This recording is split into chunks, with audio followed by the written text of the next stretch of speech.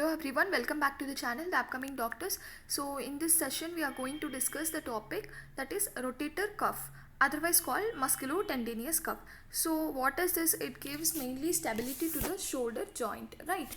So what is this rotator cuff? Where it is present we can all see here, like musculotendinous cuff, right? The name itself says that it consists of the two components, right? One is a muscle component and another one it consists of tendon. The muscle itself consists of the belly and tendon also, no? So the muscular component and the tendon of the muscle is also present in the musculotendinous cuff. Okay, so it will provide the stability to the shoulder joint, otherwise called glenohumeral joint. So what are this rotator cuff means? It is mainly formed by four of the muscles.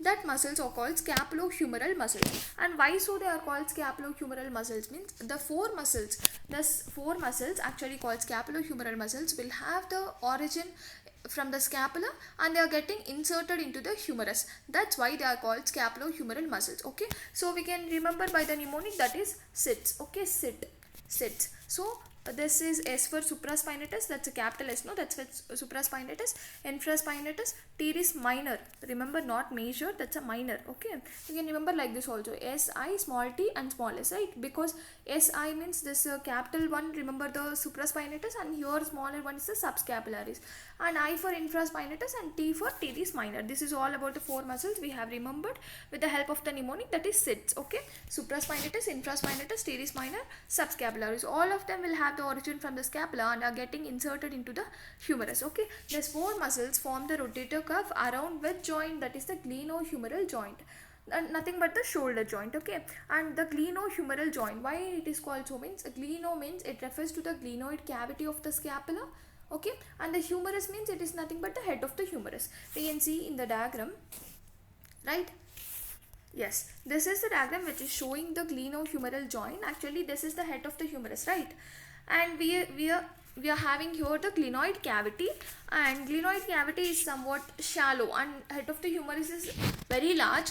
It will not be able to fit into this glenoid cavity. That's why we have some like stability of the shoulder joint is maintained by many other factors. Not only this, because the glenoid cavity is very shallow and the head of the humerus is somewhat large, so this articulation is not that much proper, and for giving the stability to this articulation, nothing but the glenohumeral joint, otherwise the shoulder joint, we have many stability factors.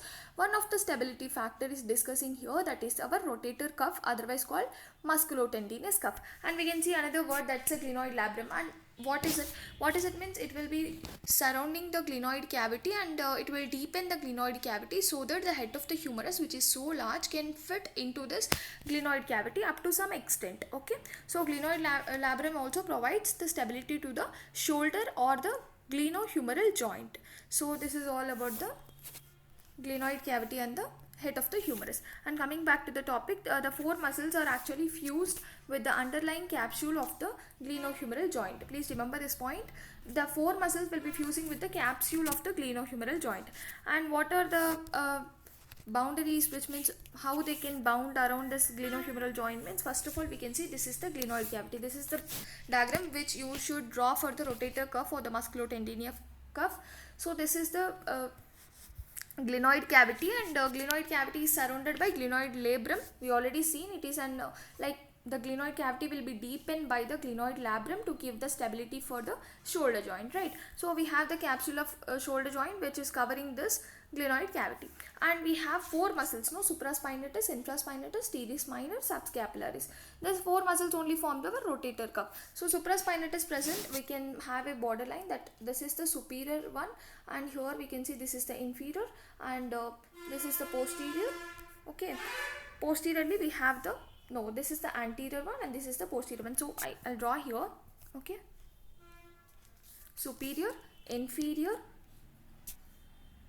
okay, posterior and anterior. So this is the one. So superiorly we have the supraspinatus muscle fusing.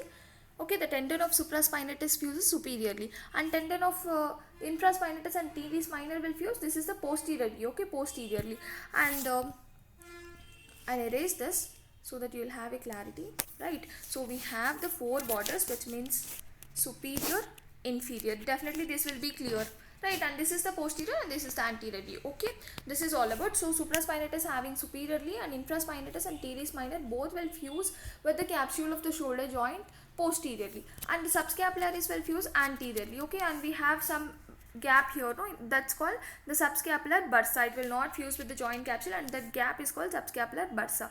Okay, this is all about the musculotendinous or the rotator cuff. Now we can see in the matter what all the thing which is told. Yes, the tendon of the supraspinatus will fuse superiorly, the tendon of infraspinatus and teres minor will fuse posteriorly, subscapularis will fuse anteriorly. This is what we discussed in the diagram.